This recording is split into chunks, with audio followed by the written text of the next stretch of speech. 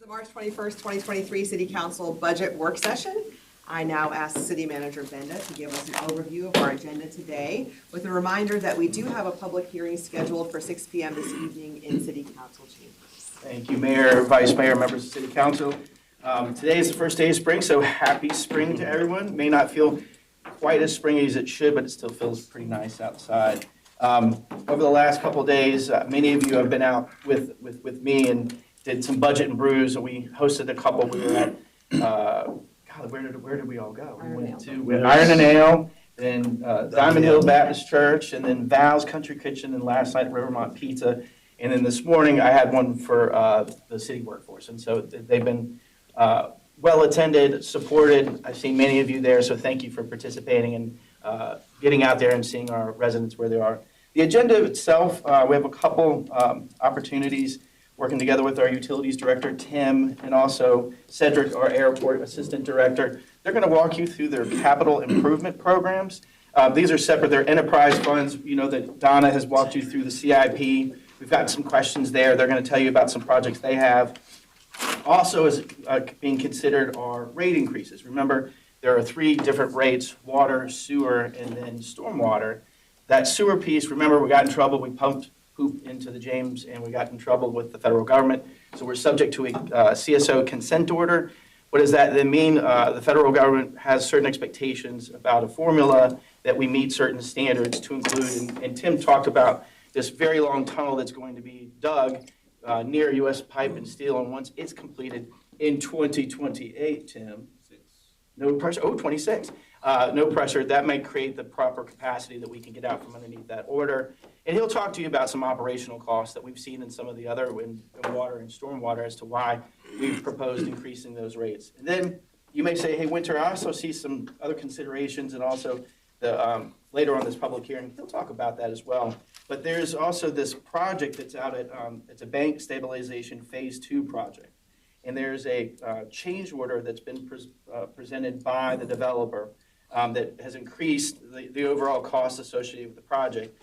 And you can see under VPPA, or Virginia Public Procurement Act, if the change order is over 25% of the contract, or 50,000, whichever is greater, requires the body to say yes. And so, sorry that it's at this moment now, this time here, but if we wait longer, they could demobilize, and it would actually cost us more to have them come back out to finish the work. So that is the agenda, Madam Mayor. I turn it back to you.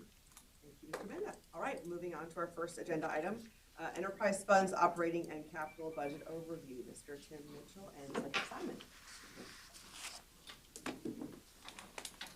So, show and tell, just if anybody was interested, a piece of water pipe, just so you can see kind of what we're facing with their infrastructure. So, am I going to catch something? All right. So what I'll do is I'll go over rate increases that we're proposing, then talk a little bit about why each of the rate increases is needed, and then we'll also talk some about our capital program, and then I have some other information depending on how in depth the council wants to get with the discussion.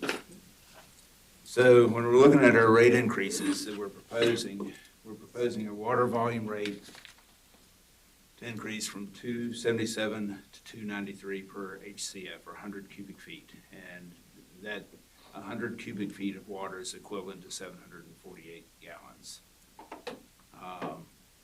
Sewer volume rate we're proposing to increase from 722 to 810 per 100 cubic feet. And again, as Mr. Benda mentioned, that is driven by our CSO consent order and the provisions included in that order. Stormwater, we're looking at a rate increase of from 417 to 448 per SFU. So this is, an SFU is the typical size of an average house. It's about 2,700 square feet. So we have in our, for residential homes, we have small, 3 tiers, small, medium, and large. 90% of the houses fall in the medium tier, which would receive a bill for about $4.48 per month total. And And we have a smaller tier that's about half of that, a larger tier that's 1.6 times that amount. So it'd be about $7 per month. So if we look at what impact this has to a typical residential customer, so what we did was we went back 5 years and looked at the average monthly domestic usage. And this is for a typical household. The average use is 5.09 hundred cubic feet, or it works out to be about 3,800 gallons per month. So we take that and multiply it by the rate, and the typical increase for water is about 81 cents per month. For sewer, it's $4.48 per month. And for stormwater, it's about 31 cents per month. So a total impact for a residential customer is $5.60 on average. There's obviously going to be higher amounts and lower amounts than that, depending on the customer. So how do we compare with the statewide average? This graph shows the red bar on the graph is the average statewide combined water and sewer bill. And currently, our water bill is about $17.65 per month less than the state average. With the rate increases in sewer last year, we're at $2.58 per month higher than the state average. So combined, we're still about $15 per month lower than the statewide average. And then we're below the state median as far as the stormwater rate. And then it's hard to see, but this is also a graph showing comparisons to surrounding localities and other similar localities in the state, from the standpoint that, for example, Richmond is included here because they're another CSO city. So you can see our rates are still favorable compared to the surrounding localities and the statewide average. If you look at how our rates have increased over the since FY 2013, it's been relatively flat compared to the state increase. The red line is the statewide average increase, so it's increasing at a faster rate. One thing that's important to note, in the last 7 years, 4 of the years, there have not been any water rate increases or sewer rate increases that we've implemented.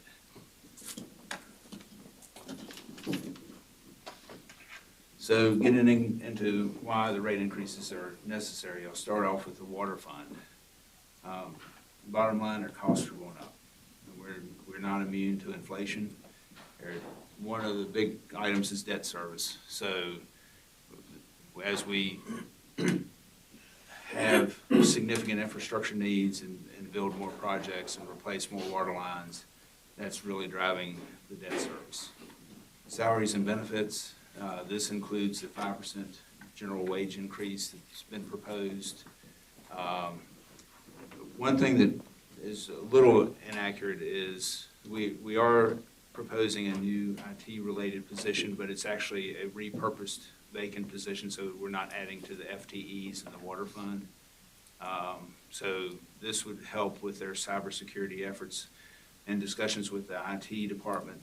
And also, as you look at the bottom there, regulatory compliance, the water sector or water utilities are very high on the priority list as far as cybersecurity from the federal standpoint. So there's federal regulations related to critical infrastructure, and water is considered critical infrastructure that we have to comply with. So we have, in our systems, we have a lot of operational needs. We have operational systems, IT systems that run our water plants and wastewater plants, and how they integrate with the city's IT system. We've identified a need to have someone kind of making sure that we're keeping the city's system safe, and vice versa. So because where they interface, there could be a potential there for an IT issue or a cybersecurity issue. Air chemical costs have gone up dramatically, and you'll see it even more in the sewer fund. but the chemical that we use the most is sodium hypochlorite, and that's used for disinfection of both water and wastewater, has gone up more than doubled in the last year. So our chemical costs for FY '24, we're anticipating to be about $241,000 more. And then some increases in indirect and self-insurance costs. Indirect costs are the costs that we pay the general fund for services like HR and city attorney's office, et cetera, and IT.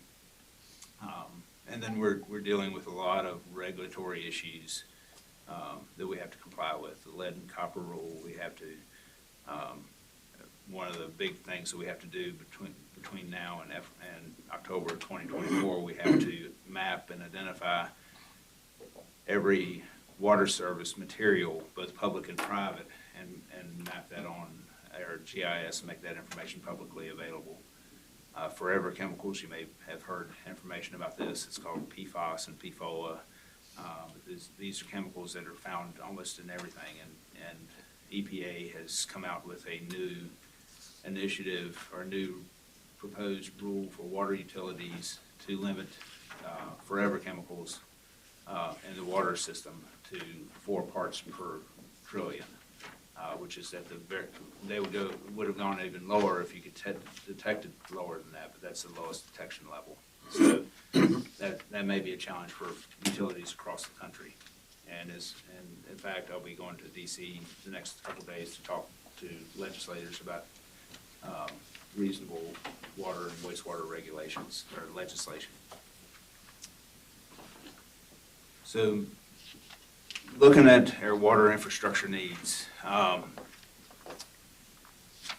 we're working on a master plan that really looks at our water system needs between now and 2050.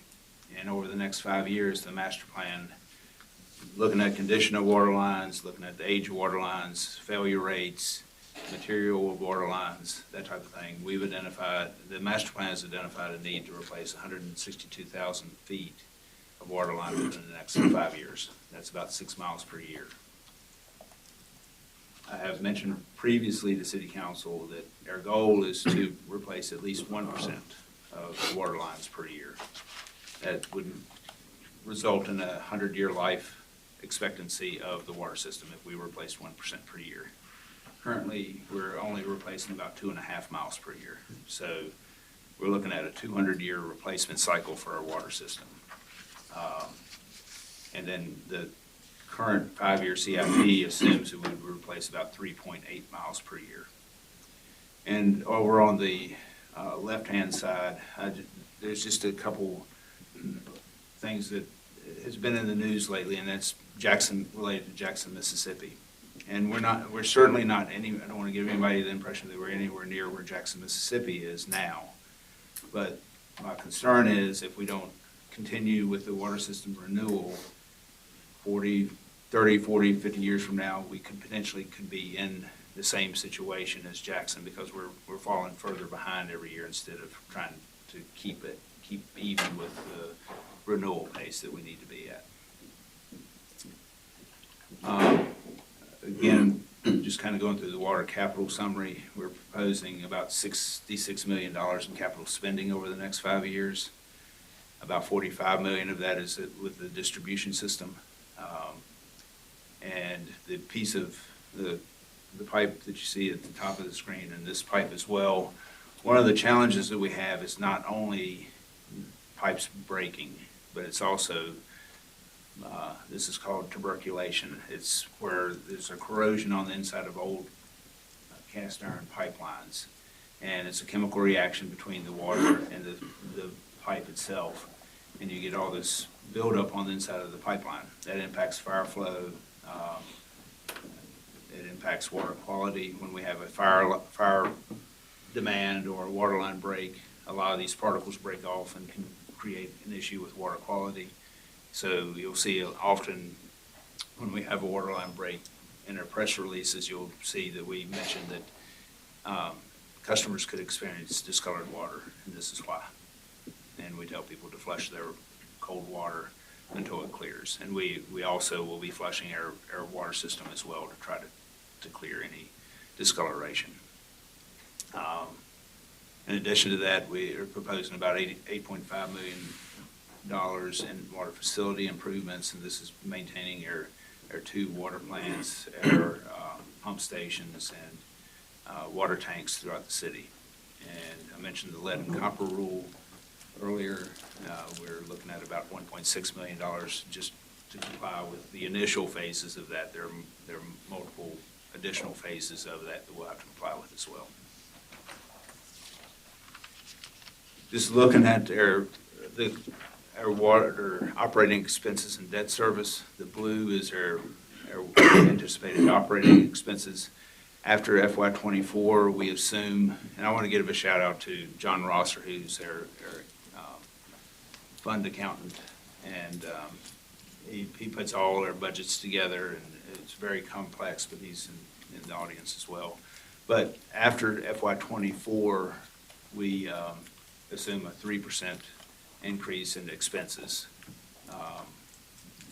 just accounting for inflation. And then the green is the debt service associated with the capital spending that we're proposing. Moving on to the sewer fund. One of the, again, as we mentioned, the big driver in the sewer rate is their consent order. And this is a state consent order. The state, working with EPA, issued the consent order, and we, had we not agreed, there had been additional further action. So this was a compromised agreement between the city and the state and the EPA to address the combined sewer overflow issues that we have. The order states that our average annual sewer bill must be equal to or exceed 1.25% of the median household income.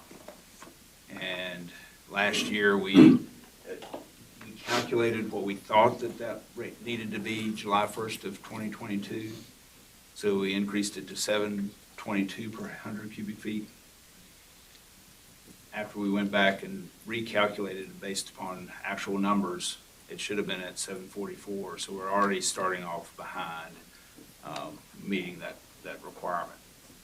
And the way the MHI is calculated, there's a formula in our consent order that looks at information from the Census Bureau and then escalates it based upon 75% of the consumer price index increases to get to what it should be now. And then we're anticipating we have to estimate between now and July 1st what that percent increase in inflation is going to be, and we've assumed like 2.5% is what we're assuming to get to the proposed rate increase of $8.10. But looking at our cost increases in the sewer fund, you can see that we have a significant amount of cost increases in the sewer fund, and just the big ticket items total about $3.3 million in additional increases. Chemical increases alone make up about $1 million of the increase. Our debt service about $500,000. Employee compensation again includes the proposed 5%, and we have proposed 3 new positions in the sewer fund. 2 utility line techs for Office of Road Sewer Inspections, and then an additional coordinator to help oversee that group. Transfers to water fund is $461,000, an increase, and that's because all of our administrative costs are in the water fund, and then the stormwater fund and sewer fund reimburse the water fund for services that administration provides those funds. And because of all the additional work we've had to do with the sewer system this past year, those costs went up. Electricity has increased by about $443,000 in contractual services, and has gone up as well. And a lot of the contractual services relates to vacancies, because if we don't have personnel to do the work, then we're paying a higher rate for contractual services. And a lot of this is like hauling sludge to the landfill or biosolids. So we're paying a trucking company to haul that for us because we can't find drivers. Moving on to the sewer capital summary. We're proposing about $211 million in capital spending over the next 5 years, which is a lot. These numbers are highlighted because they do include a $6.6 million American Rescue Plan Act grant that we'll be having a public hearing on later. Make sure everybody's looking. So I'm excited about that. we are too. So that's assuming that that's approved. If it's not approved, then those numbers will get down by $6.6 million. But that would result in a total of $14.1 million for Richland Hill Sewer. $41 million, $42 million will be in collection system improvements, because what we do is not just CSO. We have a whole network of sewer infrastructure that we have to maintain as well. And then about $109 million in CSO projects over the next 5 years, which includes the tunnel and a few other projects. At the Wet Water Resource Recovery Facility, if you haven't been there, I invite you on a tour, because it's a pretty complex operation. But there's always something that needs to be done, either from a regulatory standpoint or just a general maintenance standpoint. One of our facilities that actually dewaters the sludge is approaching 25 years old, so the equipment is reaching the end of its useful life. So included in this $3.39 million is upgrades of that portion of the water resource recovery facility. Of the $211 million, $50 million of that is included in ARPA grants for CSO, and $14 million for Richland Hills. Again, similar to the water fund, this is a graph showing the operating expenses and debt service. One thing to note about our debt service in the sewer fund, a lot of the projects that we do qualify for Virginia Clean Water Revolving Loan Fund loans, and most of those loans are at 0% interest, and the debt service doesn't start having to be repaid until 6 months after the project is done. So, for example, if we borrow additional funds for the tunnel that we were talking about, the earliest that we'd have to start repaying the debt related to it would be 2028, FY 2028. We anticipate the project to be done in December 2026 or early 2027. So that also helps with us being able to have capacity in the sewer fund to fund some of these major projects. Stormwater. So I'll talk about this in just a second, but just kind of high level reason for the increase is primarily debt service. Salaries and benefits includes the 5%. We don't have a lot of employees in the stormwater fund compared to water and sewer, but those are the primary drivers. But for those of you who are new, especially, the stormwater utility was started about 10 years ago. And the primary reason that we started the stormwater utility was to comply with the Chesapeake Bay requirements. And those requirements are incorporated in our municipal separate storm sewer system permit. So it's part of the compliance requirements of our permit. In addition to focusing on Chesapeake Bay compliance over the last 10 years, we've also been doing a lot of infrastructure condition assessment. So we've been going out and looking at a lot of the stormwater infrastructure, because before we created the utility, it's pretty much out of sight, out of mind. There was no department that's really responsible for looking at the storm system and really looking at ways to address the needs. So these pictures are really just representative of hundreds of issues throughout the city. So there's a big need for storm system infrastructure improvements. And many of you often hear from your constituents and citizens about stormwater issues. And stormwater issues are very complicated because they often not only involve private drainage issues, but they also involve city drainage issues as well. So determining what's public and what's private, trying to address the needs when there's minimal funding and minimal staff is challenging.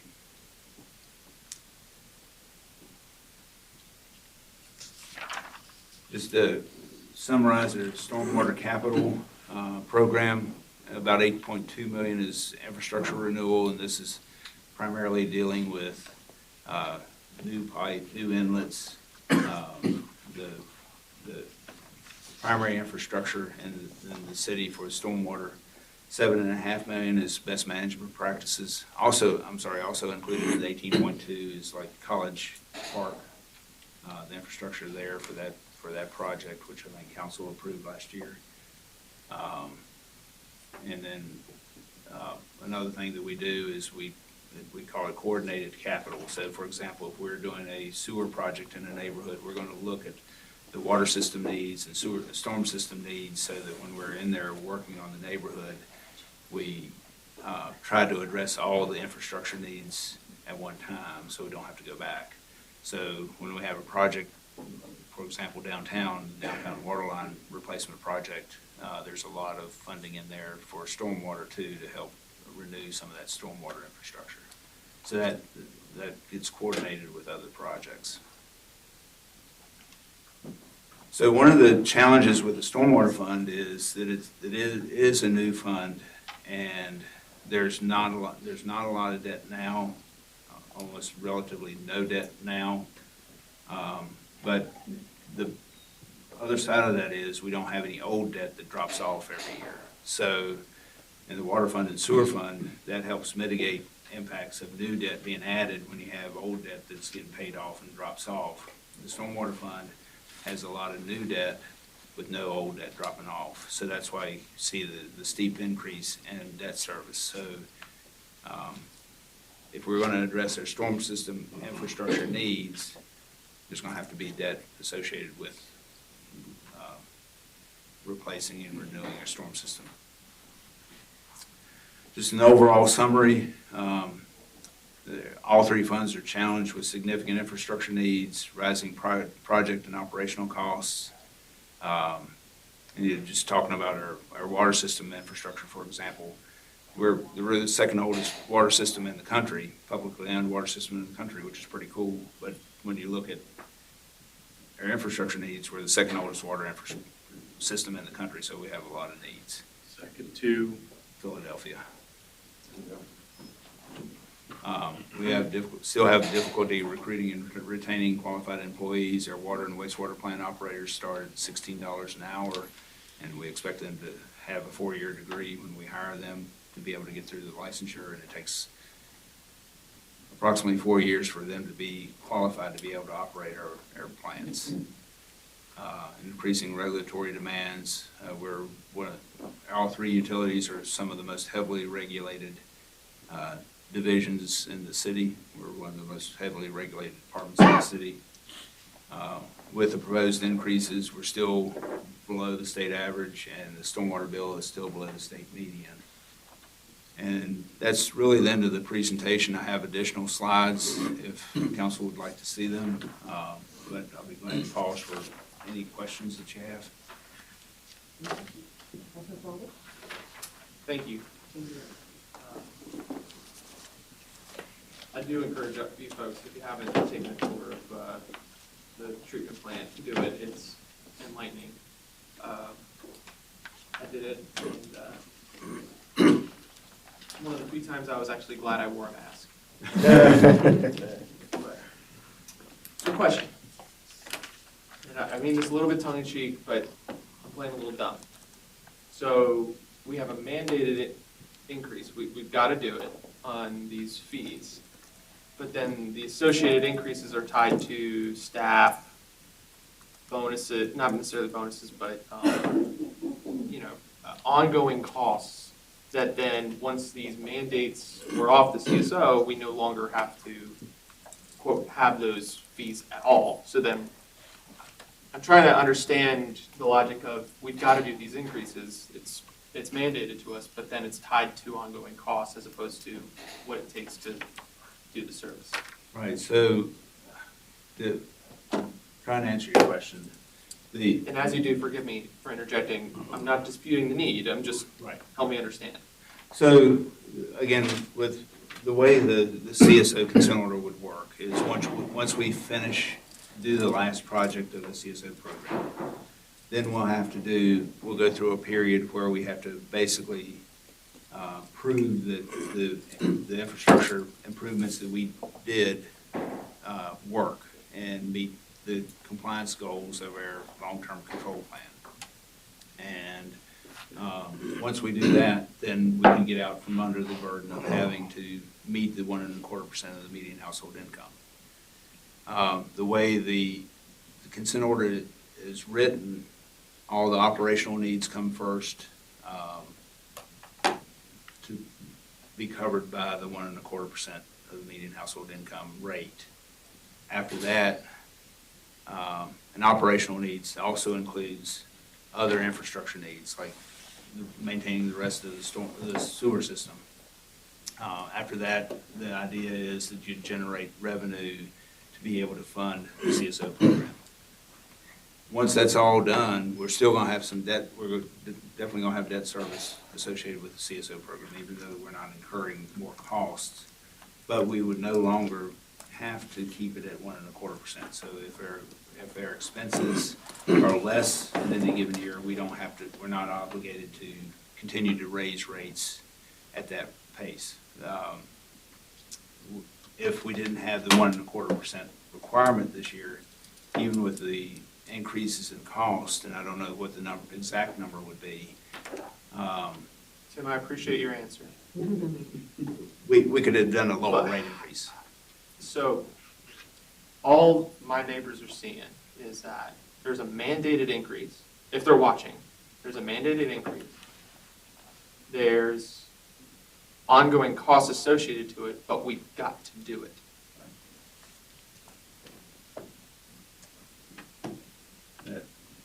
Right. Is there a simpler response? I think that's as simple as you can make it. We have a lot of operational increases as well that we have to fund, but that's covered with the mandated increase. So that covers the other increases that we have, plus provides additional room for addressing the CSO issues. Are there ways we can offset this without having to do a mandate? Because I'm really struggling with the idea that, oh, it's a mandate, but we're spurring the need, or we're spurring the expenditures. I mean, that was the mandate comes from the state. So is the state telling us we have to hire these folks? No. But the state is telling us we have to increase the rate. The state is telling us we have to increase the rate. The need to hire the additional people is because of our operational needs. And we have, for example, just looking at our sewer infrastructure, we have the areas outlined in purple are areas that we've determined to be critical. We've done a criticality analysis of our sewer system. These are areas outside the combined sewer area that also needs significant improvements. So even if CSO wasn't an issue for us, we'd still have significant amounts of sewer infrastructure needs that we need to address. CSO is really only a small portion of the city, but it has a very high dollar amount associated with it. So I'm going to ask you a very damning question, because the majority of those, I think, are in Ward 4, outside of the Rivermont ones. Why don't those folks fund the improvements in their area? Because all of our sewer rates have to be equal for everybody. Right. Changing the subject really quickly so that others can ask some questions. Can you pose the question that you asked? The question I asked was similar to the Interstate 81 improvements. There's a tax associated with that corridor to fund the improvements for the area. I said, a very damning question. What if just the areas impacted do that? And I think I knew that answer. That's state code. Right. Yeah. Slightly different question, so I can get off the mic, if you will. What is the total increase you're expecting this to be to go to these funds? The $3 million, $4 million, $5 million, do you have that number? I do somewhere. And I'm sure it's in here, and y'all can tell me where it is exactly, so we're not having to pull that. So, we go to the. So this, let me go to another slide here real quick.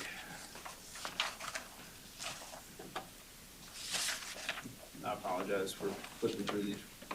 But, all right, so one of the issues that we have is both, especially the water fund and sewer fund, are very complicated. So the revenues are more than just rates. These are all of our revenue sources. And I apologize if I'm not answering your question directly, but I'll get to that in a minute. So you can see, like, for example, in the middle, that's the green bars. That's their county contract revenue that we have. These are negotiated contracts with the counties. You can see in FY 2017 and 18 that really starts dropping off some, and that was because of a renegotiated contract with Bedford County. And they built a water line from Smith Mountain Lake to Forest, and it was either renegotiate the contract or they were going to provide all the water to the Forest area. So we renegotiated the contract. It impacted in lower revenues to the city, but we were able to maintain them as a customer as well. So it's very complex when you start looking at all the different revenue sources, so it's more than just the rates. But if we, for example, in the stormwater fund, that the adopted budget was $3.8 million. Our proposed revenues in 2024 is 4.1 million, 4.2 million. So about 900,000? About 900,000. Okay. Final question, forgive me. If, Stormwater. Yeah. sure, if we voted, and what page was that, just so we can go back and look ourselves? That's at page 247. Since it's a mandate, if we voted it down, what happens? Just out of curiosity. So we open ourselves up for enforcement action and potential lawsuits from environmental groups because we're in non-compliance with their consent order. Environmental groups or the state? There could be private lawsuits because we're in non-compliance. But we'd also open ourselves up for additional enforcement action from the state to either set a timeline. And CSO communities, Richmond and Alexandria, have been very hot topics at the General Assembly, been a priority with the governor. And right now, Richmond and Alexandria have a deadline to finish their programs. We do not at this point. So right now, our consent order still governs when we have to complete our program. But Richmond is looking at doubling or tripling their sewer rates between now and 2035 to finish their program, to be in compliance with their mandates. So we potentially open ourselves up for additional enforcement action, either through the state or legislature or citizen groups. Rock, you had enough of the speaking time, so I'll hold off for now. Thank you. Anyone else have a question? Commissioners? The tap fees right now, the connection fees for water and sewer, you know, The sewer and the tap fees are, the connection fees is $1,330 for the connection, and the availability fee, I believe, is $1,950. About 3,000 total, I think, About last time we talked about it. $3,200. Water's a little less than that combined. and what was the availability fees in 1930, $1,950, I believe, 1950? for sewer.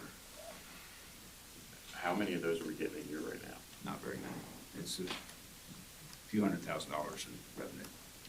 So with the Richland Hills potentially coming online, is there a reason that we couldn't just lower all those rates Madam Mayor. for the entire city? I mean, I'm just asking that question.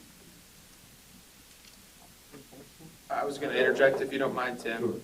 In our discussions on this project, we've been talking about the concept of lowering those, but that's also been farther out as opposed to the one-time monies for Yeah. getting the stuff in there. The idea is, you know, a new septic tank would be $10,000 to $25,000. Most of the lots in Richland Hills don't even have enough space for a new lot, so what do you do? $3,000 versus Yeah. $25,000 is a no-brainer. Yeah, I'm just wondering if, you know, what kind of analysis we could look at to actually lower those fees, those connection fees, We're prior actually, to this coming online, so that, you know, we're actually having that discussion now and looking at different options and what we can legally do and not. So we are definitely considering, because the worst thing we can do is build Right. $14 million of infrastructure and nobody connects to it. correct. Right. So we definitely want to have as many customers as we can to help start offsetting that cost. Even though it's all grant funded at this point, we still don't want Yeah, infrastructure. so we need to use it if we're gonna build it. So I'm just trying to think how we can incentivize using that. And then our water tap fees, you know what they are, about similar or less? John, do you know right off the tip? 1,100 for the connection fee and probably. Yeah. For the availability fee? About, it's gonna be a little less, maybe a few $100s. We're still way less than the counties on that. I know the past we were We're way less. way less than Yeah. PCPS. But they do already have water in Richland Hills. No, I'm just wondering just for informational purposes, where we stand with that, because Well, another I follow-up didn't to know your we're cheaper than the question, county on some things. Councilman Ferrari, Vice Mayor Ferrari. In the sewer fund, the additional revenue generated by the increase is 1.9 million from adopted to proposed. About 2.8, 2.7 million total between the two. Between those two, water is about another 900,000. So about 2.7-ish. Ish, yeah, yes. And those numbers are in the budget, in the water, underwater, sewer, and stormwater. Any questions over here? Dr. Walter? Yes, thank you for the presentation. It's very informative. I always find the water system and all that tour and everything always so fascinating. Just so I can understand if anyone asks me the question. Now, going back to that original Hill slide, is that the similar need in Tariana and Pleasant Valley area? Is that the same, or is that different? Similar need, we actually have 19 neighborhoods throughout the city that do not have sewer service at this point. Our concern is that if we do nothing, they may be okay right now with the septic systems. We occasionally have failures, and the way we have our sewer extension program set up right now is very cumbersome for the property owners. They have to go out and petition their neighbors to get a sewer extension, and it's not cost effective. Our average cost per household for a sewer extension is $70,000 to $80,000 in a situation like that. So we've ranked all the neighborhoods based upon a number of factors to come up with a priority list. Now, there may be things that change that priority list, but Richland Hills is one of the top ranked neighborhoods, and it was one of the things we looked at is cost per lot. And so Richland Hills, because it's more dense than, for example, Tariana, the cost per lot is less. Our original plan was to do Richland Hills in 2 phases. The purple area was going to be the second phase. With the additional grant funding, our plan is to do all of it at one time. Oh, wow. All right, thank you, appreciate it. Yes. When's the start time, ETA? For Richland Hills. It's being designed now. The biggest, there's a couple big challenges with this and all of the ARPA funding that we've received, and that we have to have the ARPA funding spent by December 2026. We have to have construction under contract by December 2024, but we anticipate, our plan is to have construction started about a year from now in Richland Hills. The big issue, one of the big issues is going to be easement acquisition. We have about 19 easements we have to acquire in Richland Hills. And one of the decisions that we made was to run the sewer line primarily in the streets because we don't have to have easements and we're not tearing up backyards. There will be some houses that have to pump to be able to get into the sewer. but that was the most cost-effective and most efficient way to construct the sewer system and make it available should anybody have a septic system failure and need to connect. For our new members, if I may interject again, the unique aspect of Bridgeton Hill is the neighborhood association. It's incredibly active and has made this known for 2.5, 3 years now, like continually, that this is a design that's wanted. So it's not like just stepping in and say, here you go. They've been very involved in asking for this. But it is a hard sell to say, you know, we're gonna build a new sewer, you have to pay to connect, you have to pay the availability fee, you have to pay to get your sewer line to there, and then you have a monthly sewer bill. So it is a hard sell, but it is needed. If we have 19 neighborhoods, it's gonna take probably 5 years to do each neighborhood, but from start to finish, I mean, you're looking at a very long time before we can provide sewer service to all the places in the city that we need it if we don't begin addressing it. So. Okay, so I have one other question. So, and if you mentioned it earlier, forgive me, I just want to make sure I have this. What would you say your average increase on cost for goods has been since last year with inflation? Well, it's varied. Chemicals, by far is the most significant. Some of those, the sodium hypochlorite is 110%. 110%. Other materials, it has varied. There have been supply chain issues. It's just been challenging. But John, do you have any idea what their? No, we need to do an overall estimate of the average, but, like Tim was saying, there, different line items, some line, they go over 100% to 150%, and then some line items, we keep flat line because the service cost has been relatively flat. But really, to answer your question, the way I'm understanding it is that the overall cost, I can come back with you with an answer for that. But that, the one that you just mentioned, that's 100, was up 110%, is that the one that you, like, is that the chemical that you use the most? Is that possible? Yes. So that's a significant increase for you. So between that and then what I understood you to say, the new workload for the sewer job is adding positions to take that job on, right?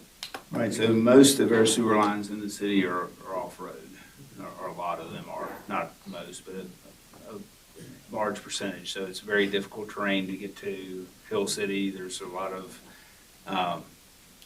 areas where it's very difficult and challenging to get to and maintain. So we really need a crew that goes out and inspects and maintains those lines, and is more dedicated to doing that. We redirect our crews to address those issues, but we don't have a dedicated crew to go out and inspect those off-road sewers. So that's what this would be.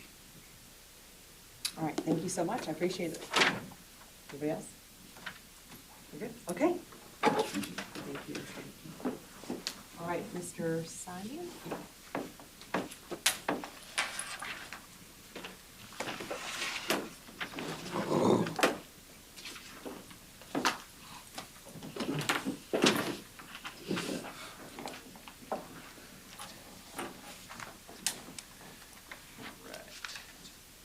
There we are. Madam Mayor, Vice Mayor, members of council, thank you all for having me this afternoon. Cedric Simon, I'm the Assistant Airport Director. Andrew's out of town, so presenting on his behalf. Did want to kind of just jump our budget. Airport, we're enterprise fund, just like, water resources, like Tim mentioned. Overall, our operating budget, I'm going to go through these slides, and it has a lot of our capital projects. Overall, we've proposed a fairly flat operating budget.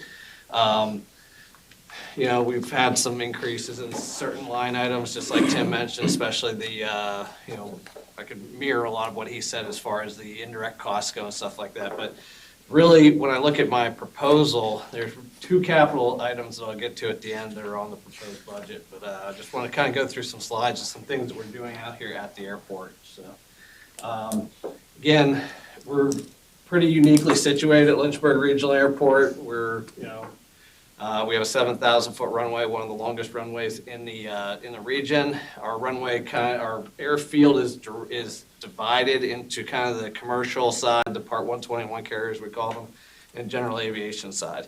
And I'm going to touch on some projects that go on in both of those areas and how they're funded. We just completed we just actually closed this up. The project was completed in 2020, but we just closed up the midfield apron project. And I'm talking about this because it's a building block for some other projects that we have on our budget and our capital program. The midfield apron is a public apron. It was funded. It was on our airport capital improvement program for our FAA entitlement funds. Usually it's a 90-10 match, 90% federal, 10% local funding. Because of the timing of this project during the CARES Act, it was actually funded at 100%. So it was about $1.8 million all federally funded. And you'll hear me say federal funding, local funding, state funding as I keep going through the slides. We also, same year, installed the self-service avgas tank. That allows us an additional revenue source at the airfield. So on our airfield budget, we have additional fuel flowage and revenues coming in from the sale of avgas, 100 low lead. That's in piston aircraft, private aircraft that are transient. People that would normally be overflying, they're now stopping in Lynchburg. They're using the FBO. They're purchasing fuel directly from the city of Lynchburg Regional Airport, and that goes into our operating revenues. Another project just recently completed last fall is the North Development Project. And again, some of y'all have been involved with those conversations, but that area, the North Development Apron, it's a concrete apron that's being built for large hangar space, essentially maintenance, repair, overhaul for a regional sized jet. That's what's spec'd on those on our plans. We actually are starting right now the design for the landside portion of that. That's already been approved, and we're starting the design on that. So hopefully we will actually have tenants there, and that will reflect in revenues coming in. Next slide. The corporate hangar number 2, that's again on the midfield apron, as I mentioned earlier. It's going to be about a 14,000 square foot hangar. We do have a tenant we're working through a letter of intent with. We're going to build that. That will be operating, local operating monies and debt service. We're taking on a little additional debt service, but basically the building will be cash flow positive whenever it's constructed. Have a tenant in it, and it'll be good to go. Looking down to the south ramp on the airfield, we do have the concrete apron, which was constructed in 2018. That project is actually feeding into a current one going on now. We recently last year closed the franchise agreement with Freedom Aviation, and they're in the process of constructing the hangar, and those additional revenues brought in with the construction of that hangar with that franchise agreement, that's reflected on our budget that was submitted, that was proposed this year. One of the final areas is the T hangars, just in our general aviation cost center. We have a full set of 12 T hangars plus 1 bulk hangar. And what we have such demand, the whole Commonwealth of Virginia and the aviation, national airspace system in the country, there's a demand for private aviation hangars. So we, again, are starting a project that will have additional revenues coming into the airport for whenever that hangar is constructed. That'll again be, as debt service is ending on the first set of T hangars, we'll be taking on debt service plus using local operating funds to pay for that hangar. And again, it'll be another cash flow positive hangar once we fill that out with parties that are interested. So I'm going to just jump to the last slide here. Upcoming projects. We're working on the taxiway Bravo run-up pad. We lose half of our run-up. We lost about a third of our run-up pad at the other end of our commercial service runway. We're looking to install rehab runway 422 and install advanced air approach lighting system. Rehabilitate taxiway Bravo, get a new ARF truck, that's aircraft rescue and firefighting. That'd be 100%. That'd be a large portion federally funded, and update our master plan. On the proposed budget, we have 2 items that are capital, $1.5 million apiece between the 2 of them. It's for the terminal baggage system upgrade. Our terminal baggage system is original to the building and reaching the end of its useful life at about the 30-year mark. And the HVAC system is also, it's not as old as the baggage claim system, but it's not the best it can be, especially with coming out of the pandemic and, upgrades that have been made to infrastructure, including HVAC systems. We are looking to replace both those. They would be using local funds, local, when I say local, meaning airport operating funds. We would be going for discretionary grants through the bipartisan infrastructure, which is available to airports. So we would be paying for those without using any funds from any money from the general fund. Everything would be coming out of our operating budget, and we still are projecting a surplus for fiscal year 2024. So that's what I have. Well, that's what I have directly relating to our operating budget, a little bit of capital items. We do also have upcoming the air park project, which over the next 3 years, we're going to be doing a development with, in conjunction with Campbell County.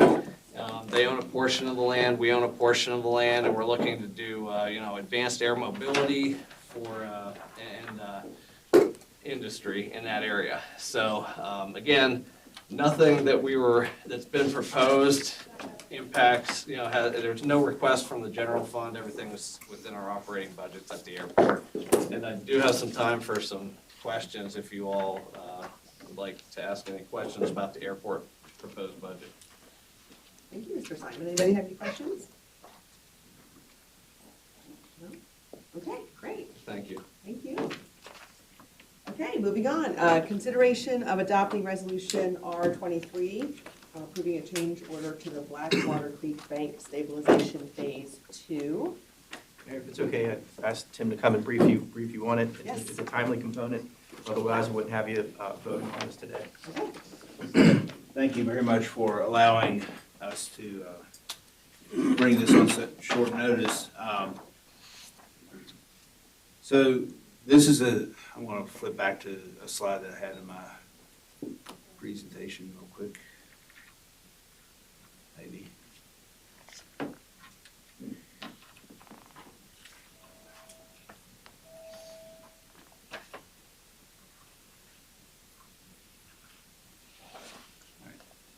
So this slide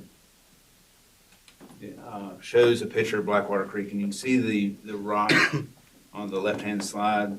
That was phase 1, and this is a project. See, there's a pointer on here. It doesn't work on the screen. Oh, okay.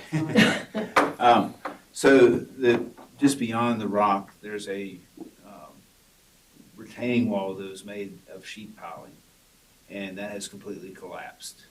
And the purpose of the project was to go and install more rock along the stream to stabilize the bank, because our main sewer line runs along this area of Blackwater Creek. So should the bank collapse and our sewer line fail, it'd be extremely damaging from an environmental standpoint. It'd be extremely costly to fix.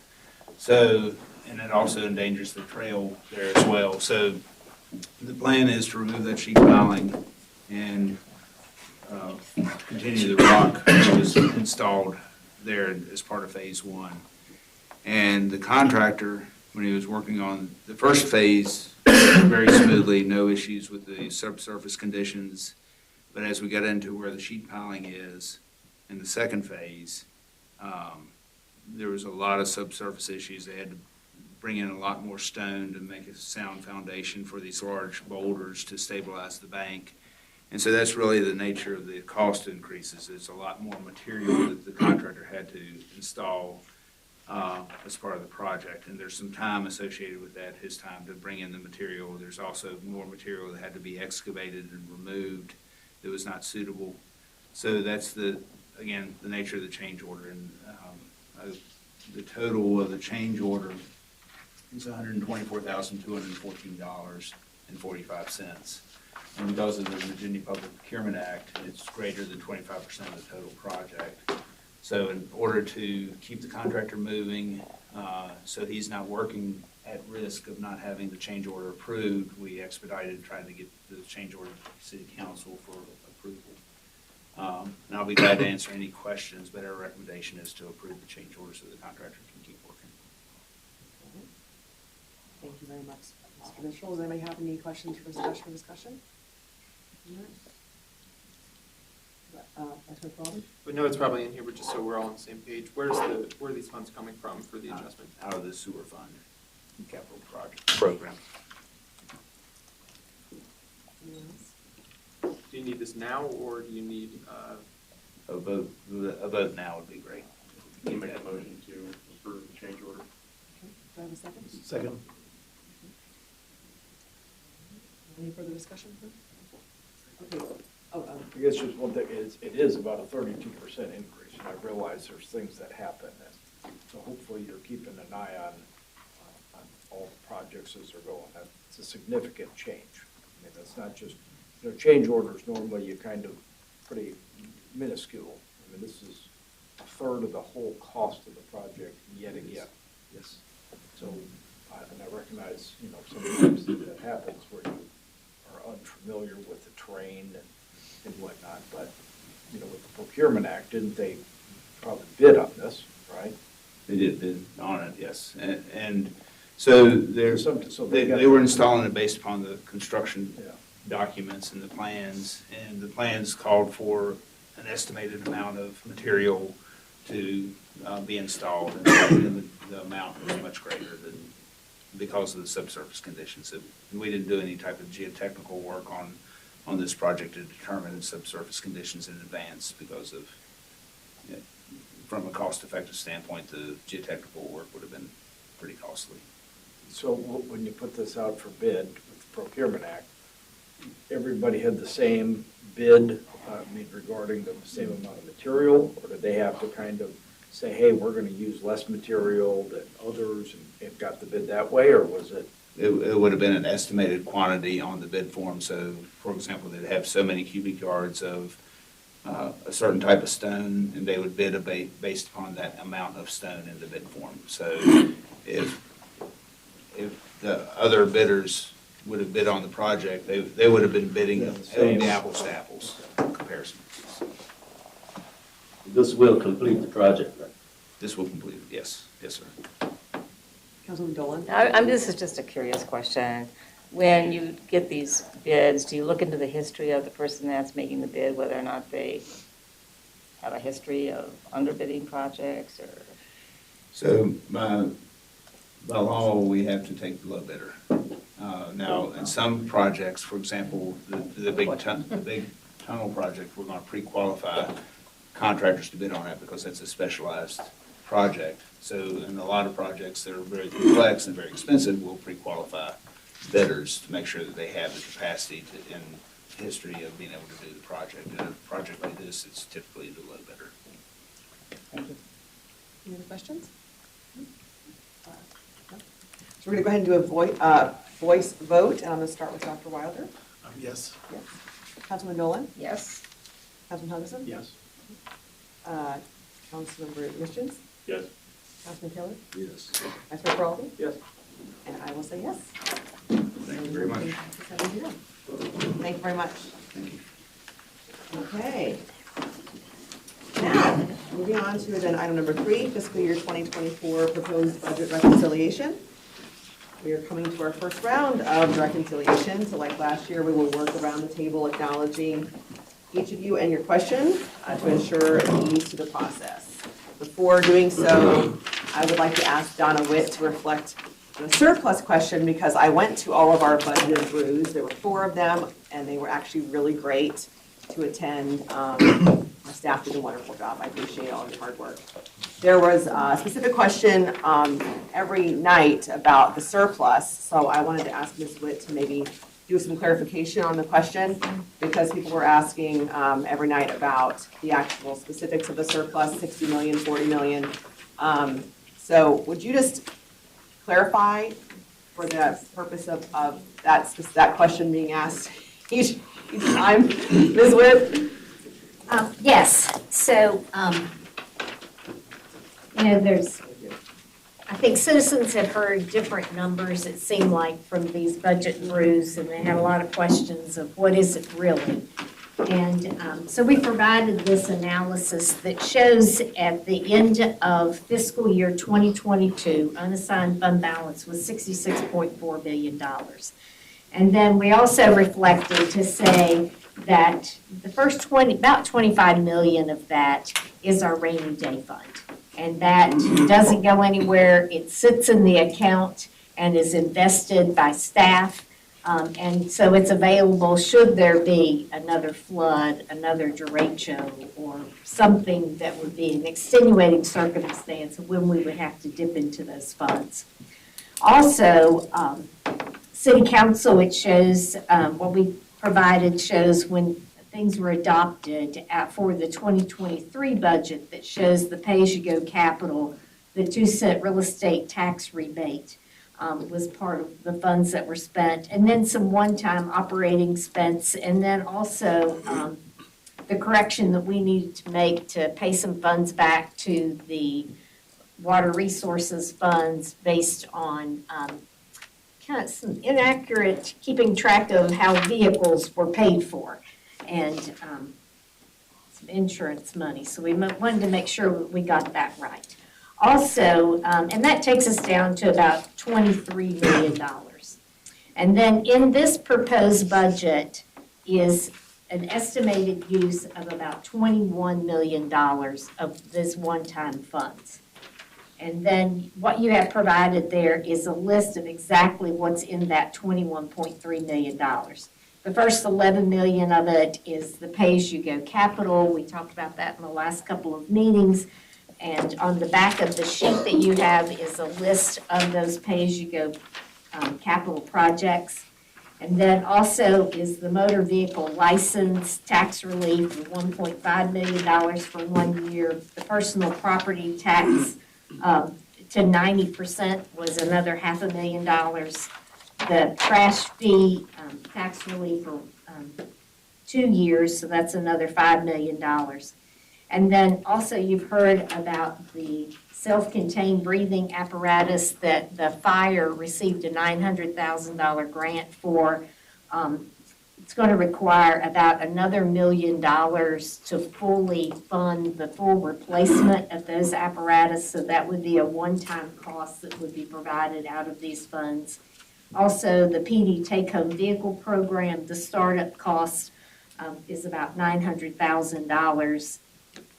And then the Community Development Housing Trust Fund is funded here. And then several vehicles for public works. Anything, what we try to do is the one-time costs that are for the operating fund to be able to use one-time funds for those so that we're not using ongoing revenues for one-time costs. So when you take these, some of these are very small. For some of the new positions, the enforcement officers, they would need a vehicle, so that's provided for here. There's the replacement of some computers in IT that isn't provided for in the technology fund that would need to be provided for them. So there's some small items here, but all those added up to about $21 million. Now, what this does not account for is any funds that would fall to unassigned fund balance at the end of fiscal year 23. So when this shows that there's a balance of about $1.4 million, it's not reflecting anything at the end of the fiscal year that will fall to unassigned fund balance. Because obviously, if I'm doing my job, my revenues are going to be more of my expenses, and it will fall into the difference there. The net will fall into unassigned fund balance. So I would say there's between $10, $15 million that will fall to this unassigned fund balance at the end of fiscal year 23. So this is what we provided to our citizens that asked the question there at Budget and Brew so that we could provide an overview. Okay, thank you. This will come in very handy. I appreciate this.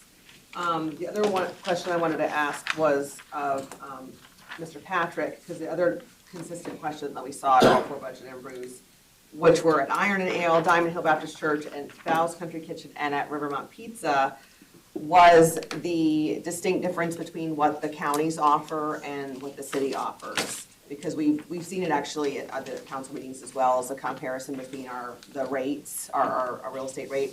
And so would you mind kind of clarifying again, just for the purpose of the public, since we saw that consistent question as well, Craig? Absolutely. Thank you, Madam Mayor. Providing a summary of the information that we discussed at the budget retreat on some of the differences between cities and counties. Again, this was a consistent question that we received at the Budget and Brew events. Just run through some of the general differences and then some of the spending differences.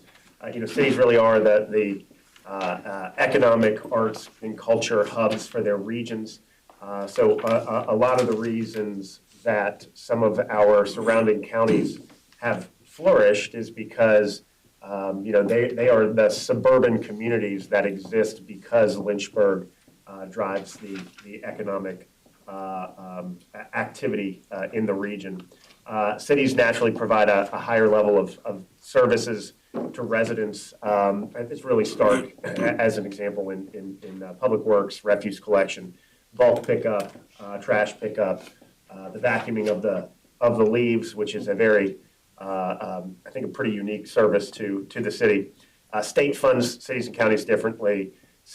We have significantly more poverty, which requires a significantly higher level of support.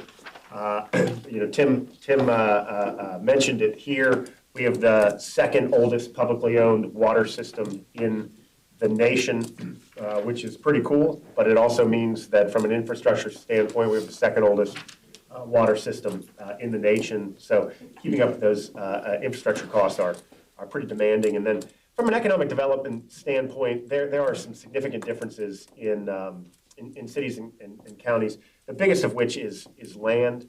To generate more tax revenue, our counties, which on average have 10.5 times more land than we do, have a much easier time developing single-family home communities, providing large plots of land for industry or manufacturing, which really helps grow the revenue there, where we are in a more of a redevelopment phase, being so much smaller and denser than the counties. On the back of the page, again, just a look at per capita spending. In public safety, we spend nearly a little bit more than twice as much as the surrounding counties, Amherst, Appomattox, Bedford, and Campbell. On the public works side, we spend almost three times as much, as the counties do. On health and human services, again, it is about twice as much. Parks and culture, about 3.5 times as much per capita as in the counties. And then overall, we are spending about 40% more per capita on services than the counties do for their residents. So again, significant differences in the financial realities for cities and counties. Also, cities and counties have very different competitive advantages, and they appeal to, and certain aspects of cities are going to appeal to some families, certain aspects of counties are going to appeal to other families. So in our region, we are the economic, education, health, arts and culture hub, and that is our competitive advantage here. Just again, an update on some of the information provided at the retreat. Thank you very much. So what we're going to do is we'll go around the room like we do in roll call and start in that order with questions. Can we talk about this real quickly? I mean, the page that you just gave us. Just a couple things. I think we've shared this before, but I mean, this shows what not to do, in my book. Basically, density, even though we're 20 times greater, that hasn't worked. So maybe we ought not to just keep ruining neighborhoods by making them more dense. Let's also look at how we can build wealth for our citizens, and our citizens can build wealth. We look at all these numbers. Our average income is less. Our per capita income is much less. Our poverty rate is much higher. Our house prices are much worse.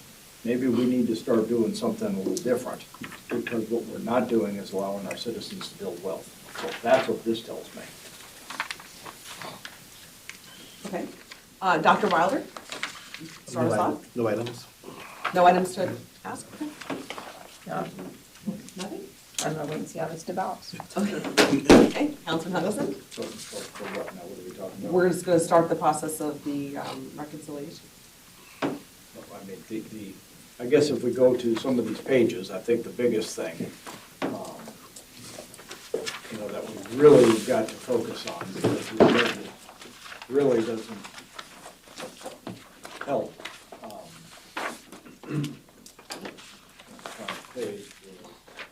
You have the real estate tax rate. It's another 16% increase over last year. That's got to change. I mean, that's as I said, when you presented, that's a non-starter. I think some of the things that we can kind of look at and kind of nickel and dime this budget, or we can kind of say, here's what we really need to do. We need to set the tax rate and say, winter, come back with something that's actually something that can pass, something that is actually competitive for our citizens, and something that's good for our citizens. I can't find the page. I don't have to move 35? Oh, it's up past. Okay. I thought it was 35. Yeah, 35, that's another 16%, 16% increase in the taxes to our citizens, up from 67 million. You look at each of these other numbers, they're going up.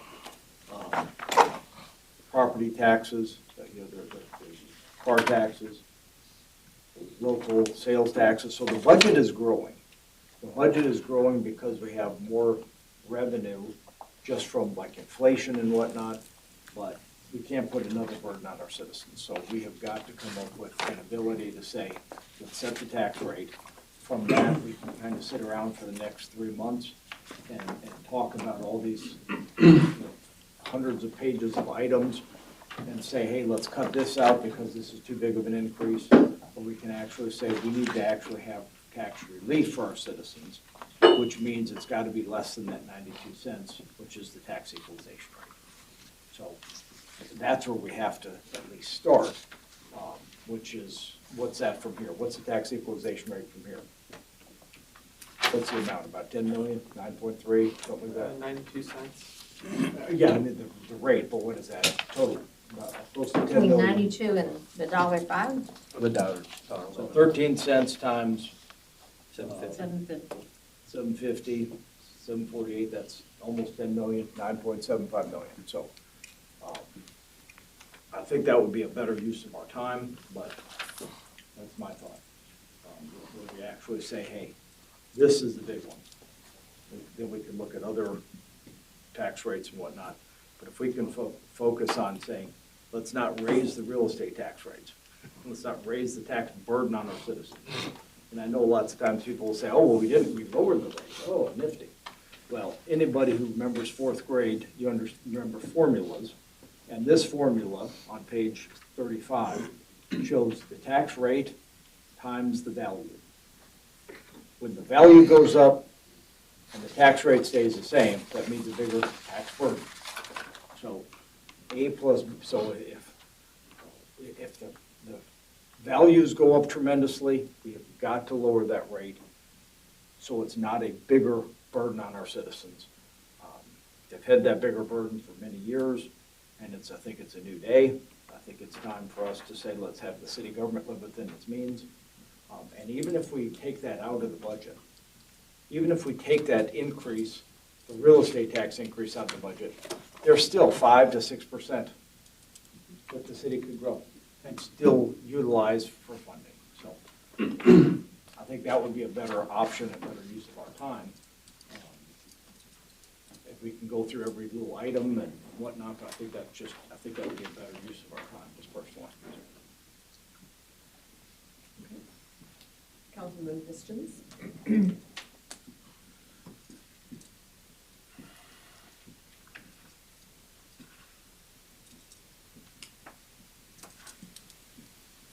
I just, I don't feel like there's anything really to reconcile here until we reconcile the written state tax rate. I think that's what it comes down to. That's it. Councilor Taylor? See, we have a tendency to boast our poverty. You know, I know the counties don't have the people that we have, but to say that we got more poverty in Lynchburg, we ought to be doing something to fix that, right? And lowering the tax rate will help with poverty. You got people living in houses, but they're living in poverty. They can't afford to pay their bills. Okay. Thank you. I have a few thoughts, and I hope this might spur some conversation. So, these are very helpful. Thank you for preparing them. They inspire ideas, give me some creative juice that I hope might get us into the weeds a little bit to reconcile the budget where it needs to go. I agree with Councilmember Hovis' mentions. We'll play a little bit of devil's advocate, and again, for the purpose of getting our brains moving. So if you're looking at the analysis of unassigned general fund balance sheet, so we're all looking at the same thing. This, right in the center, the tax relief items, if you add all of them up, equate to just over $5 million, or by my math, that's 6.7 cents on the property tax rate. Tracking? So I agree real estate should come down. I've often said, and I'll say it again, I'm a proponent of not just real estate, but we should also look at personal property tax and then if possible other things, for example, the trash fee, the rates for meals and so on. But those are the two key components. It's not lost on me that the 52% of the city lives in or rents their space for living. So will those landlords pass those savings down to their residents? I don't know. All right, getting back to it. Again, $5 million is what the manager has proposed through some form of tax relief. By my math, we could do, if we equalize the rate and come 3 cents further. That's 90 to 89 cents, which is something I've talked about before. And do, according to the little cards we got, a 50-cent reduction on personal property, which if I was reading that right, it was like 10 cents comes out to, on the personal property tax rate, comes out to about $610,000. That totals $5.3 million. Hope you're all tracking with me. So that means that the real estate rate has come down, the burden has come down too, plus further reduction on personal property.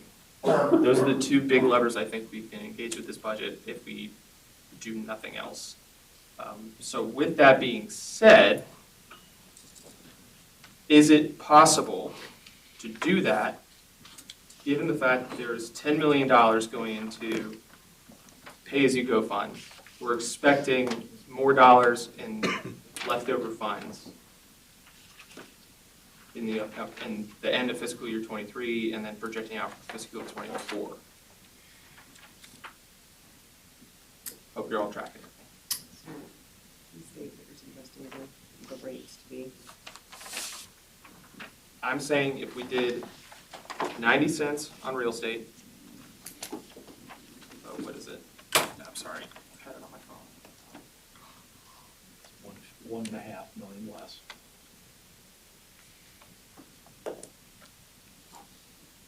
$350 on personal property, which is 10 cents per $100 of assessed value. And forgive me, in my math, I had 2.3, Jeff, so that might be 89 cents. I'm sorry. The total dollar amount is 5.3. So where's this coming from? This is, I'm adding up first what the managers put forward on the front side of this sheet, which is approximately $5 million. And then on the back side, I wrote out the 3-cent reduction from equalization, plus the adjustments on personal property, comes out to approximately $5 or so. My question then is, given the projections for additional revenues coming from the state, from sales, from meals, local, the whole thing, whole kit and caboodle, and you've got nearly $11 million going out for pay-as-you-go. Justify to me how the money isn't there to do all the things you're talking about with those rates.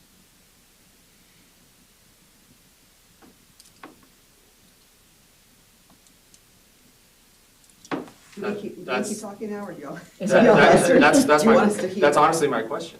I mean, the thing I've been wrestling with since day one of this new budget is, I'm told, if you set these rates, you're gonna have to cut services. And yet, we're talking about, millions of dollars going to pay-as-you-go and leftover funds and this, and I'm not even going into saying a debate about we have 10 vehicles go home with our law enforcement officers who live in the city? Should we have a housing trust? I'm not even touching any of that. I am simply touching the $5 million that were offered on the table for temporary relief. That's not, mind you, we're paying for it for 2 years, and then it'll have to come back on according to this proposal. So, that's where my thought process goes, is how can we not do that? No. I'm simply saying, I'm sorry? I'm just, the color of money that we were talking about with them, trying to track the real estate rate and personal property. So the refuse waiver and the motor vehicle waiver is one-time money. And what I think you're proposing is the personal property. You're using that in the aggregate to kind of take other pennies off, but it's only going to be for a finite period of time. So it's not the ongoing penny or the ongoing personal property. What'd you say, 50 cents? Can't remember. If I read your cards right, so I could be off on that, but. Yeah, so that's one-time money, not ongoing. Okay, so with that being the case, since it's one-time money, how can we use one-time money to pay for a fee right now, which is an ongoing cost? It's for a finite period of time, right? And trying to collectively understand where you as a group wanted to go and providing relief. And again, I understand the rate isn't the full relief that we proposed. I proposed a budget that looked at reducing the real estate rate, which would be ongoing 6 pennies off of the real estate rate, and then other ways in which to relieve folks that are in a broader sense, whether or not, more vehicles. Everyone has 50,000 people have vehicles and more people have trash cans. So it was my step at, or my approach to how to meet what I heard from the 7 of you. Did I get all the way there? No. But it's at least a start. So I think to Councilmember Mischins and Councilmember Helgelson, and to yours, and Mr. Taylor, if you said I can't remember, equalization, 92 cents. That conversation is, that Jeff pointed us to that number means, and I should see if I got this right, Donna, to perform the same said services, meaning status quo from last year to this, is what it would cost the city. Is that correct? So realize any of the other things that have been proposed in the budget, whether or not it be the investment in public safety, whether or not it's not cutting anything, it's just that those things will not happen. Those things that have been proposed, those things that I've heard from you and from others as to where maybe to invest and move Lynchburg forward, those would not happen. You would get status quo services, and we'd have to look at whether or not we could get a GWI, because you've also just to highlight, and we'd have to come back and show you what this looks like, it made a promise to the police officers about a pay progression plan. So in that 92 cents, if there's a GWI, it's just a flat across the board. Not necessarily an ongoing expectation to meet that thing that you promised. Doesn't begin to touch what we've proposed for fire. So equalization means the little pamphlet that we were presenting at Budget and Brews and the little 2-page presentation that we had our one-on-ones with you that you presented at our last meeting, that goes away. It does. Madam Mayor, if I may. Just clarifying. Yeah, so I don't get it. $66.3 million in the unassigned fund balance. Take 24 off the top, put it in the general fund reserve, which we can amend if we need to. Accounting adjustment for prepaid stadium rent, okay. $9.8 million in pay-as-you-go capital funding, that's exactly why I voted against the capital improvement plan last year, because that's where the tax increase was. That's where the funds were. I voted against it. Why can't we just reduce that going into the next budget? You've got $10 million right there that we could say, you know what? We've seen this trend. We understand where this is going. We've got $10 million right here where we can make changes. Yeah, it is one time. I understand it's one time, but this is 2 or 3 years in a row where you've had that level of capital sitting in the unassigned fund balance. So, And it comes back to the financial policies that we talked through. And so to answer your question, yes, right? We can do that. But realize that you're then trading one area of resources for another one. So that doesn't mean that those projects that we need to perform they don't just simply take care of themselves. What we're trying to do is in a fiscally sound way, use resources to avoid what I hear on collective, which is there are too many pennies already, right? Because that's how you balance this. Do I have that? Okay, I'm just making sure. So to answer your question, yes, you're just then going to pay for it someplace else and realize it's only one-time money. I'm going to pay for what somewhere else? Those pay-go projects are those projects that we know that are of a certain level that need to happen or occur. And so they're going to need to be done. We just fiscally, with our certain policies annually, take that pay-go so as to not incur any more debt in our CIP. So as we can move, that's what pay-go money, pay for the projects as they go. And I fully understand that. What I'm saying is, why can't we say, we've had additional revenues, we have money left over, we have surplus. You've got $10 million just from last year. I'm very eager to see what it pans out over the next few years, year over year. You're seeing increased projections going over each quarter, save one slight adjustment as our conversation earlier, on sales, meals, and associated taxes in that regard. Come down on the allocations we're going to do it through the one-time expenditures, and you are still in the green. You're still clear.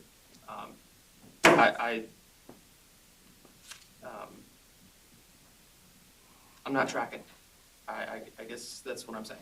I'm not tracking with why we can't do that. I never said that you couldn't. The answer, bottom line up front, yes, we can. What I'm proposing to you is that realistically, you're going to pay for it some other place. So you're going to use that one-time money to do, and I can't remember exactly what you wanted to accomplish, but those projects are still going to be on my ledger that I have to perform at some point. I just then have to borrow for it.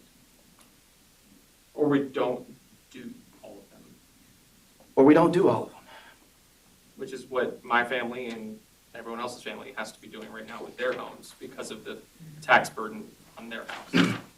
I mean, I had a $7,000 water main replacement that I could have easily offset, a few $100s had a previous council decided not to keep the rate the same. And what you heard today from, and I like the give and take, Mr. Vice Mayor, I hope it comes across, is you heard from Tim about our aged infrastructure. We're an aged city. I know that, I remember Mr. Taylor and maybe Mr. Mission's holding up pictures of our schools and what they look like. So what I'd offer is, I hear you, but there's already, there's a dire need that the city has to make those investments. And what I tell you, year over year, 40 years, that increase, that value was about 5%. And in the last 10, even with these dramatic increases, it's only been about 4%. So when you think year to year what you can do, you got to make decisions between people and infrastructure. And I think we've made some really good, solid decisions. It just has an impact. I have a question, do you mind? Sure. So one of the themes that we saw, so 2 years ago when the discussion about the equalization happened, and I was at that council meeting, and then what we've seen in all 4 budget improves and also in emails that I've received personally and just kind of around town, the group of citizens that I feel seem to be of biggest concern consistently with the tax increase or the reassessment are those that are on fixed incomes. You know, senior citizens, retirees, and so forth. And so, which I totally understand. And I know we have an elderly tax relief program that the city offers that has some type of constraints with income and net worth and so forth. I think someone mentioned, maybe Greg, you mentioned that hasn't been updated for quite a long time. It was just updated last year, or 2 years ago, absolutely. It's now indexed. I mean, Mitch brought that forward, so, yeah. Okay, well, I'd like to know if you have handy what the current restrictions are and if that's something that we could look at maybe expanding potentially.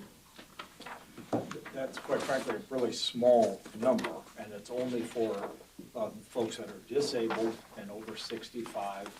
There's an income which is increased. It used to be a long time ago 25,000. I think it's maybe up to 42,000, and then a net worth component. And so lots of people that may have a higher income or have a low income, but have been frugal and actually saved money and have that stored up in their nest egg would be exempt. I mean, they couldn't qualify, so. Is it elderly and disabled? Elderly and disabled. Okay, so they have to qualify for both. Well, no, one or the other. Oh, it's or, that's what I was asking. It's or. Yeah. But it's a very small number, and this, I mean, what we're talking about is a 12% increase in the whole general fund. We're talking about a whole increase of 16%, I think, on the real estate for this page. That's where the problem is. Not just kind of, giving benefits to just one select group of people. Can you get that information for me? Absolutely. Yep. I'd like to see it, thank you. Another question I'd like to maybe see the answer to is for the question that Council Member Taylor mentioned about poverty rate. I'm going to guess a lot of the people that qualify in that category are not homeowners. I don't want to make assumptions, but I would think based on a lot of the research I've done that they're not. Is that something that you could probably find out also? Or Dr. Wilder, just based on a lot of the work that you do, do you have any of that information handy? I can only assume Okay. that they're probably not, but I'm not saying that there aren't that do own homes, but just on a lot of the stuff that I've. We can look at some of the census data and some of the demographic data that's available, and see if we can slice it that way. But I would assume that your assumption seems to make Because Mr. logical Taylor, Councilmember Taylor, I would venture to say if you know some that do own homes, and they would probably qualify, and they're at least 65 or older, to talk to Greg about that qualification, because if they're in the poverty category and they're homeowners and they're over 65, then they qualify for that program, which would help them for sure. I'd also, can I brag a little bit on what y'all did for Mrs. Waller? Oh, sure. It's not a reconciliation thing, but I still think it's wonderful. So she was at Val's Comfort Kitchen. So, Mrs. Waller,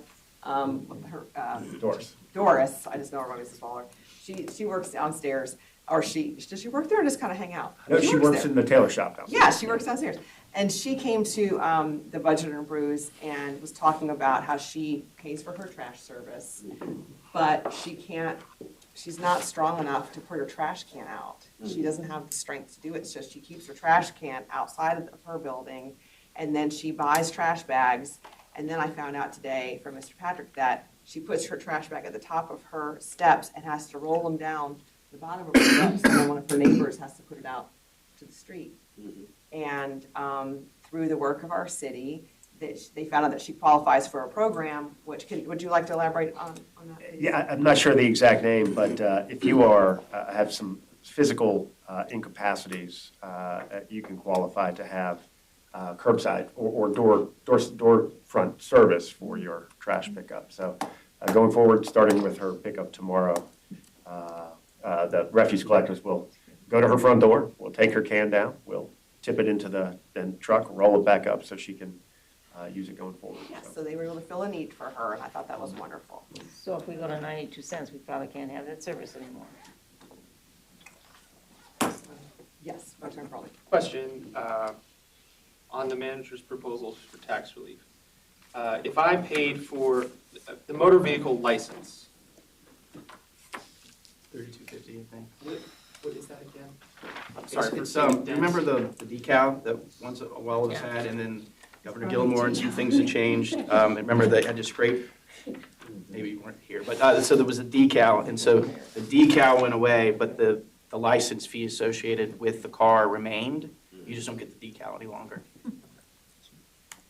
For the trash fee, you live in an HOA that does your trash.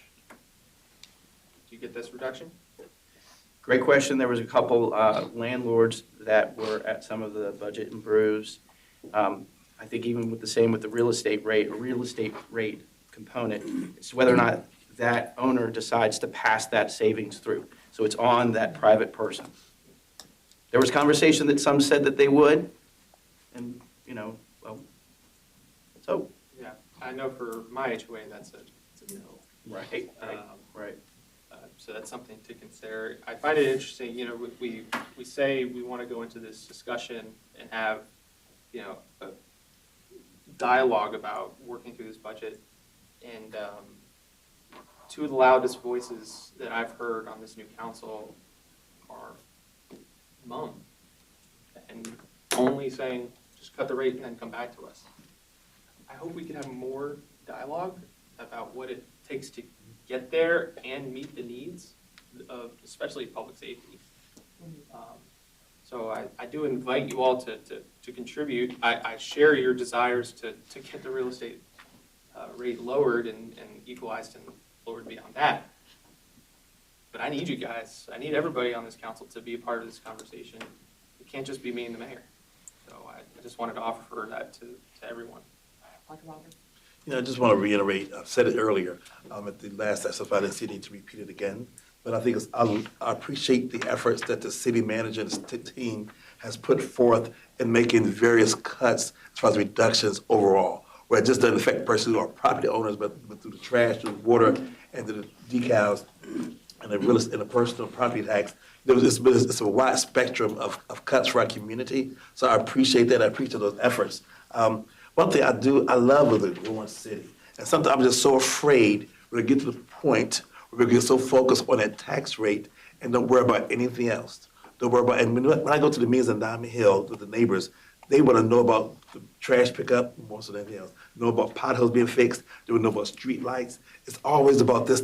I haven't heard one, in my neighborhood, they just don't talk about the real estate tax that much. I don't think any of them has mentioned it, but it's more so about services that they receive in our community, about safe streets, about police protection, and those kind of things, about the gunshots they hear at nighttime. Those are more the questions I get when I go to my neighborhood meeting. So I appreciate the wide spectrum of different cuts here and cuts there, and try to be able to support a variety of persons, whatever your economic level is, it's something here really for everybody. So I appreciate that. But I also have the vision that keeps our city moving, keeps our city going forward. And we want to continue those investments, but people want to come to the city. I'm not putting words in anybody's mouth, but I kind of heard almost something of that nature, like they don't want anybody else in the city, kind of thing. But I appreciate that we are a growing city, and we have the largest, probably the largest, Christian institution in the country. So we have the large Christian institutions that continue to grow. You're going to continue to have people coming to your city. That's just a fact of life. So let's put a door open and say no more admissions to we are closed, that nobody else can come in. And I don't think we want to do that, but with Liberty and all the other institutions we have with higher learning, people continue want to come to this area. And we've seen the data grow from 60,000 now over 80,000 people. And the other statistics have shown there's a growing city. So you have a growing city, you got to keep things going, you got to continue to do the infrastructure, those necessary things. So I appreciate the investments. Like I said at the last meeting, either you're going to pay now or you're going to pay later. When we look at the school system and look at the situations with the paying schools and other things, if we don't fix some of our schools now, I know we're still working on what schools we're going to do, all that kind of stuff, and whether we're going to close a school or whatever. But the case is, whether we don't make those investments to our infrastructure now, we're going to be paying for that later. And also, if it was paid go money, we're going to reduce our debt service if we pay for some of those things now through the debt service, through the extra funds that we do have. But I just like a city that continues to grow and continue to move. I think it's wonderful. I don't know too many people, maybe a few. I don't know a few people don't want nothing to grow and don't want nobody else to come in. Just want to have a closed society. I just think most people want a growing city, but something's happening. We're the city. We're not in the county. And it just been mentioned earlier, the person in the county like to come to the city, and we are the city. We're the hub of it, of this region. So I mean, there's consequences with that. Thank you. Councilman Dolan? I can say too that if we listen to the folks at Budget News last night, I mean, some really good points were brought up about economic, people are interested in economic growth, like you're talking about. They're interested in schools, they're interested in safety. They want to have our city in a position where we can provide all those things. I can tell you, I have people that come up to me and just shake their head about reducing this rate to 92 cents, and they're saying, that can't happen. Our city is just going to die if that happens. And if you look at the memo that Mr. Benda sent us on, March 21st, it's today, and talked about, what we would give up at 90 cents, which is probably very similar to what we would give up at 92. And there's a lot that we give up that our citizens really want to have. So I think this whole focus just on cutting the tax rate is really irresponsible, myopic, and I think we need to really look at what's going to happen to our city, not next year, but in the years to come. And that's what we're missing here. I think this is not just a tax cut for the 2024 budget, or it's ongoing. Once you take that down, it's really hard to get it back up. And the second piece, I think, that we're all looking at, a really artificial property inflation that is not going to continue. I can tell you everything I'm reading about that says that is not going to happen. So I think we really need to look at this carefully. So with that, so when I look at these numbers on this sheet, so you came up with 5 million. So I don't think that so did you count that the 500,000 as well on this sheet?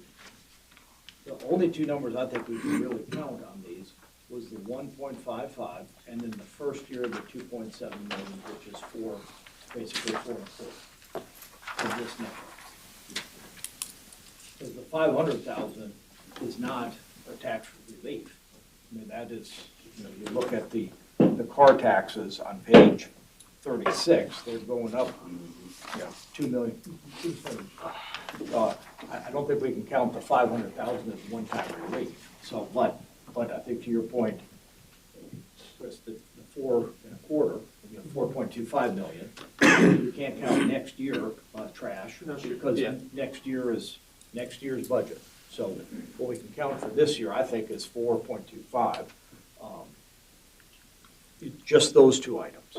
You notice on this sheet as well, they have 2 years worth of pay-go, which, doesn't happen. It's usually the next year. So they have that other number on here, which lowers it. The whole bottom line is all one-time kind of expenditures.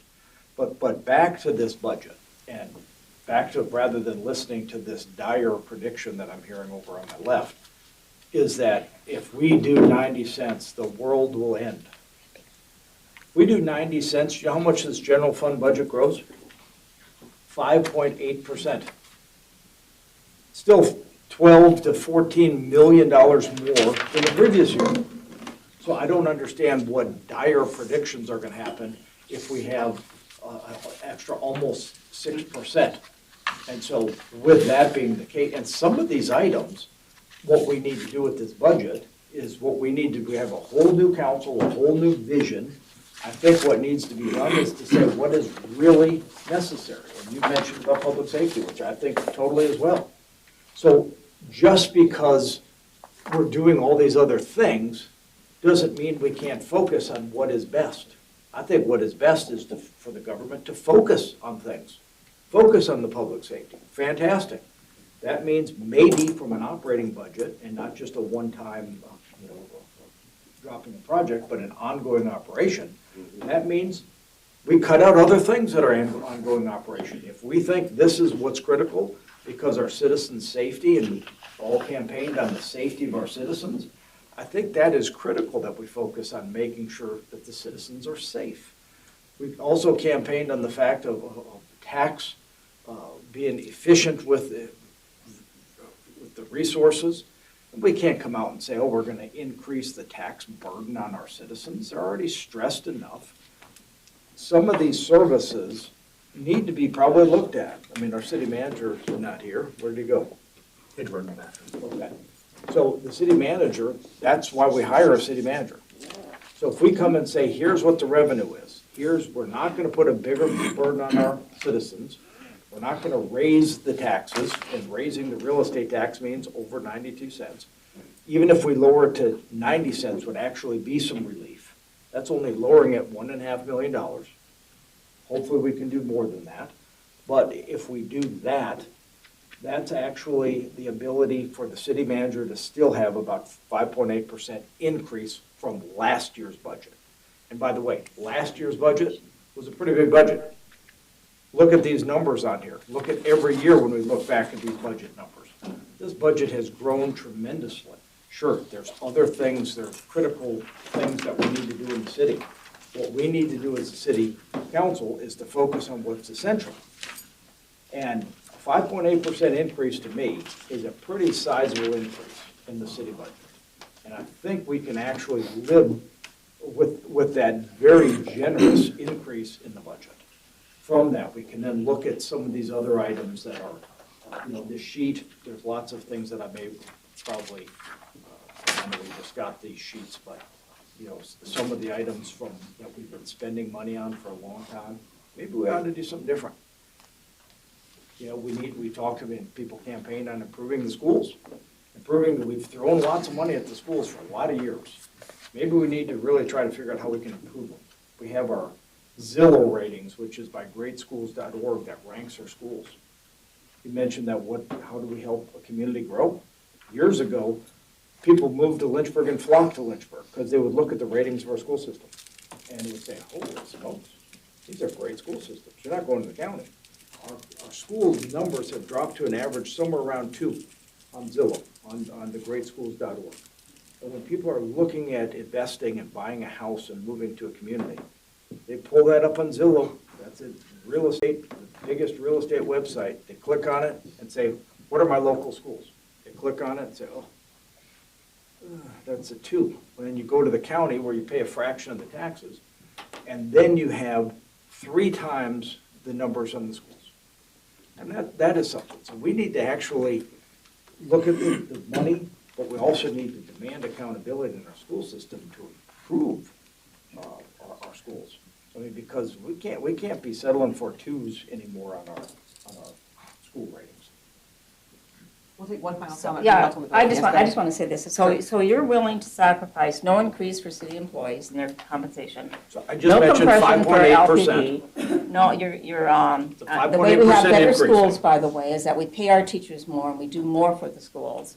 So you're willing to just throw all that out the window. And you can say that you can do that with your 5% or whatever, but the numbers don't show that. Absolutely do.